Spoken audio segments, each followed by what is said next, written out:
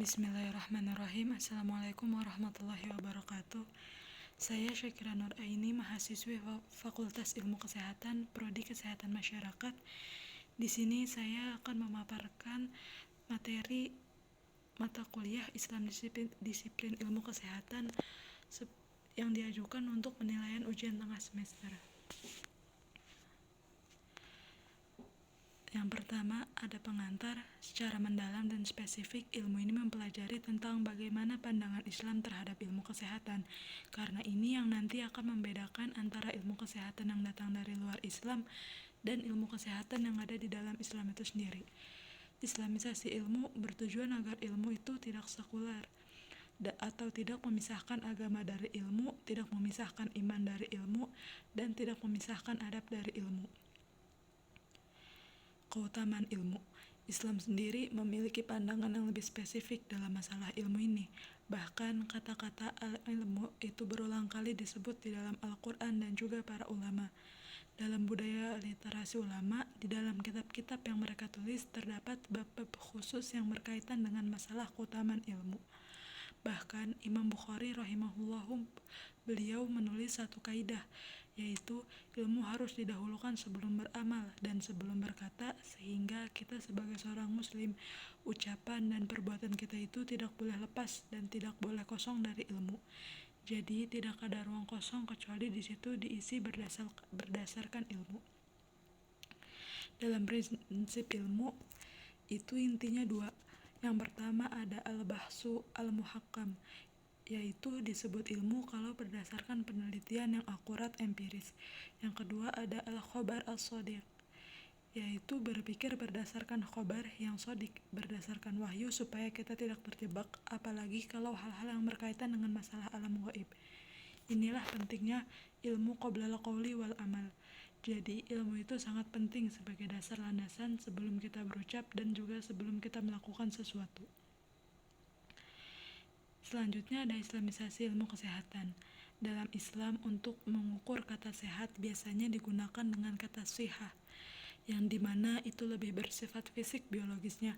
Sementara jika ditinjau dari perspektif mental psikologis, kata sehat yang artinya sehat secara mental, jadi tidak bisa dipisahkan dua-duanya, harus terintegrasi dengan utuh, dan itu sebagai ciri sosok manusia yang sehat dan kuat. Inilah yang disebut oleh Nabi sebagai al-mukmin al-qawiyah. Mukmin yang sehat itu lebih dicintai oleh Allah Subhanahu wa taala karena mereka bisa menjaga apa yang diamanahkan oleh Allah Subhanahu wa taala kepada mereka. Mengingatkan kepada Rasulullah Shallallahu Alaihi Wasallam, ini lambang pilar dari kebersihan atau kesehatan fisik, yaitu secara penampilan sehat dan juga bersih. Pilar integrasi antara sehat jasmani dan juga sehat itu kesejahteraan bagi seorang mukmin. Ketika kita bicara integrasi sehat jasmani, itu tidak terpisahkan dengan di atas landasan tauhid, yang artinya terintegrasi itu menyatu dan tidak bisa dipisahkan antara jasmani dan rohani, sampai sistem ibadah yang ada di dalam Islam itu pun menyehatkan secara fisik.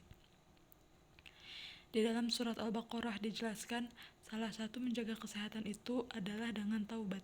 Taubat itu adalah menjaga kesehatan secara vertikal, bagaimana kita menjaga hati kita, menjaga hubungan kita dengan Allah. Karena terkadang orang yang hilang kesehatannya ataupun dicabut keberkahan sehat bisa terambil kembali dengan cara bertaubat. Prinsip ilmu kesehatan Islam itu tidak ada penyakit kecuali ada obat. Tidaklah Allah itu menurunkan suatu penyakit apapun termasuk pandemi itu, kecuali Allah menurunkan pula obatnya. Maka dari itu pendekatannya bukan sekedar pendekatan konvensional, misalkan pendekatan yang di luar batasnya dari jangkauan fisik manusia, yaitu dengan pendekatan ruqyah. Artinya pendekatan kita kembali kepada Allah, yaitu dengan cara banyak bertaubat kepada Allah. Selanjutnya, manusia sehat dalam perspektif Islam. Ketika Islam melihat gangguan yang terjadi pada diri manusia yang akan merusak kesehatan bisa disebabkan karena dua hal, yaitu penyakit badan dan penyakit hati. Sebenarnya dua-duanya disebutkan oleh Allah Subhanahu wa taala di dalam surat Al-Baqarah ayat 10, yang dimana makna dari ayat tersebut menunjukkan ada penyakit gangguan di dalam jiwa manusia yang dikenal dengan penyakit hati. Mereka ada penyakit, kemudian Allah menambahkan penyakit bagi mereka. Jadi, artinya kalau manusia itu punya penyakit dari sisi kejiwaan, kalau tidak diobati, penyakitnya bisa semakin bertambah parah, bahkan lebih parah daripada penyakit jasad itu sendiri. Penyakit hati yang tidak diobati akan berdampak pada perilaku atau pola hidupnya. Kita juga harus mendiagnosa penyakit-penyakit yang akan merusak hati manusia. Kenapa hati kita berpenyakit? Kalau tidak diberikan obatnya, tentu penyakitnya itu akan bertambah parah. Disinilah nanti kemudian memberikan diagnosa yang jelas bahwa salah satu penyebab kenapa hati manusia berpenyakit, yaitu salah satunya adalah faktor dosanya. Sesungguhnya orang mukmin itu kalau dia berdosa maka akan ada bercak hitam di dalam kalbu.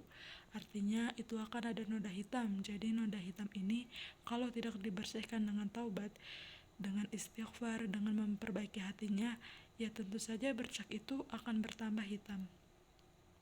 Oleh karena itu, terapinya itu dikekang, dikendalikan. Jangan memperturutkan kepentingan hawa nafsu yang menyesatkan kita dari jalan Allah. Jadi kata kuncinya, justru keinginan itu harus dikendalikan. Tidak semua keinginan diperturutkan karena keinginan tidak akan pernah ada habis, termasuk keinginan yang dapat merusak jiwa manusia dan hati manusia. Selanjutnya, konsep manusia sehat holistik dalam perspektif Islam. Hakikat jasad dan jiwa manusia itu ada inti yang harus diberikan porsi perhatian yang lebih, yaitu perhatian seseorang terhadap kesehatan jiwanya atau kesehatan hati.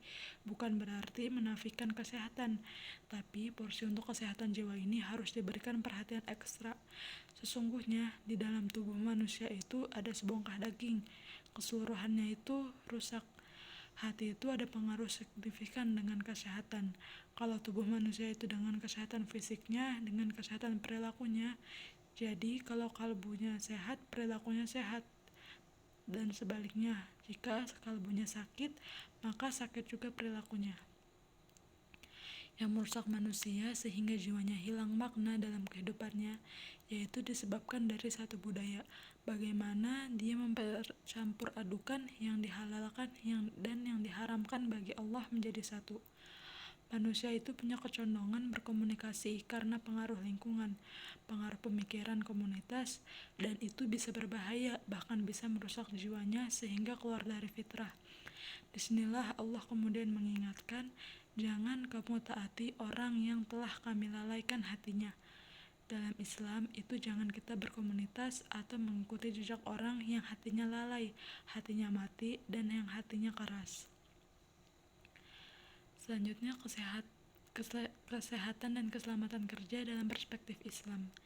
Dalam Islam melihat konsep ketiga lebih komprehensif tapi menyeluruh, karena dalam konsep tujuan syariah itu minimal yang dilindungi itu tidak hanya masalah keselamatan kerjanya saja, tetapi dilindungi juga yang mencakup 5 hal, yaitu yang pertama, yang dipandang dari sisi penjagaan agamanya. Apakah di lingkungan kerjanya itu dia bisa sholat atau tidak? Jadi Islam itu tidak hanya menyelamatkan jasad dari sang pekerja, tapi juga Islam menyelamatkan agamanya. Yang kedua, selamat dari sisi jiwanya. Yang ketiga, diselamatkan dari sisi akalnya. Sehingga ketiga dalam perspektif Islam itu tidak hanya menjaga keselamatan dan kesehatan fisik, tapi juga menjaga keselamatan akalnya terjaga, kesehatan mentalnya, dan dia itu tidak stres. Yang keempat, hendaklah dibuat lingkungan-lingkungan atau pergaulan yang sehat, sehingga tidak terjadi hal-hal yang menyebabkan perilaku-perilaku yang menyimpang. Yang kelima, selamat dari sisi perspektif gajinya atau upah yang dia terima. Nabi SAW mengingatkan para pekerja, para buruh, para karyawan agar diberi upahnya sebelum keringatnya kering, atau berilah para pekerja, para karyawan itu upahnya sebelum keringat yang mengucur tadi itu kering. Artinya apa? Nabi SAW sangat perhatian tentang masalah penjagaan harta. Kalian punya hak untuk digaji karena dia telah memenuhi kewajiban-kewajibannya sebagai seorang pekerja. Selanjutnya, preventif, promotif, kuratif, dan rehabilitatif perspektif Islam. Konsep preventif, promotif, kuratif, dan rehabilitatif dalam kesehatan perlu dipahami oleh mahasiswa dan umat Islam. Dalam Islam, upaya pencegahan lebih didahulukan daripada pengobatan, karena pencegahan lebih efektif dan mencegah bahaya lebih baik daripada mengobati. Dalam Al-Quran, umat Islam diingatkan untuk tidak melakukan hal-hal yang membinasakan atau merusak diri sendiri dan orang lain. Oleh karena itu, perlu dikembangkan budaya preventif untuk mencegah penyakit dan budaya promotif untuk meningkatkan kesehatan, serta budaya kuratif dan rehabilitatif untuk mengobati dan memulihkan kesehatan. Pencegahan preventif dalam Islam yang komprehensif dan holistik. Islam mengajarkan untuk menghindari tindakan yang membahayakan diri sendiri dan orang lain. Islam juga mengajarkan untuk menjaga kebersihan, termasuk ketika bersin dan mendoakan orang yang sedang bersin. Selain itu, Islam juga mengajarkan untuk menjaga hubungan baik dengan Allah dan stabilitas hati agar terhindar dari penyakit hati. Secara keseluruhan, pencegahan preventif dalam Islam meliputi tindakan fisik dan mental untuk menjaga kesehatan dan keselamatan diri dan orang lain. Tindakan kuratif atau program kuratif dalam Islam mencakup berbagai bentuk terapi. Keyakinan dalam Islam menyatakan bahwa setiap penyakit memiliki obatnya, seperti yang disebutkan dalam hadis Bukhari. Pendekatan pengobatan tidak hanya melibatkan pendekatan medis empiris, tetapi juga melibatkan pendekatan doa dan hubungan baik dengan sesama manusia. Karena dalam Islam, penyakit tidak hanya disebabkan oleh hubungan buruk antara manusia dan alam atau pola makan yang buruk, tetapi juga oleh hubungan buruk antara manusia dan Allah. Faktor-faktor seperti kekurangan ibadah, kekurangan iman, dan perbuatan dosa dapat berpotensi meningkatkan risiko penyakit. Pilar selanjutnya adalah budaya rehabilitatif, yang mencakup pemulihan kesehatan jiwa dan fisik secara holistik dan komprehensif. Rasulullah mengajarkan tindakan-tindakan yang bersifat kuratif dan rehabilitatif untuk meningkatkan kesehatan manusia, tetapi harus dilakukan dengan upaya yang tidak bertentangan dengan Al-Quran, yaitu menjauhkan diri dari nilai-nilai yang memperburuk kondisi mental atau jasmani, seperti keyakinan khurafat atau pemujaan selain Allah. 4 pilar ini penting dalam upaya preventif, promotif, kuratif, dan rehabilitatif untuk menyehatkan masyarakat. Selanjutnya, kesehatan nutrisi dalam Islam. Dalam perspektif Islam, nutrisi yang seimbang sangat penting dan harus mengandung gizi yang cukup dan juga halal. Al-Quran juga banyak membahas tentang masalah jenis kelompok makanan yang mengandung karbohidrat, vitamin, mineral, protein, dan lemak seperti gandum, biji-bijian, buah-buahan, dan makanan hewani. Dalam surat Al-An'am bahkan secara khusus tentang hewan ternak yang boleh dikonsumsi oleh manusia. Ini menunjukkan bahwa nutrisi yang seimbang sangat penting bagi kesehatan tubuh dan jiwa manusia dalam perspektif Islam. Islamisasi dalam kesehatan nutrisi mengacu pada pembangunan nilai-nilai yang mendasari pandangan dunia Islam. Ini melibatkan menanamkan paradigma, yaitu pandangan Wolf, yang memandang bahwa respon terhadap nikmat-nikmat Allah tidak hanya terkait dengan konsumsi makanan dan minuman, tetapi juga melibatkan rasa syukur dan penghargaan. Ketika seseorang mengonsumsi makanan, mereka disarankan untuk menyebut nama Allah sebelum makan dan memuji Allah setelah makan.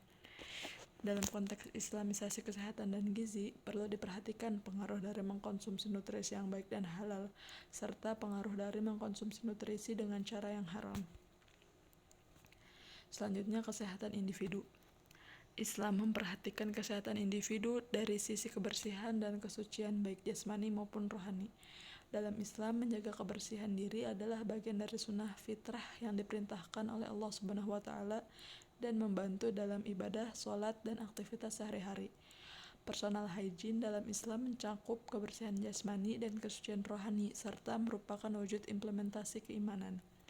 Khitan mencakup mencukur bulu kemaluan dan ketiak, memotong kuku, serta menjaga kebersihan diri sebagai bagian dari sunnah Nabi Muhammad SAW.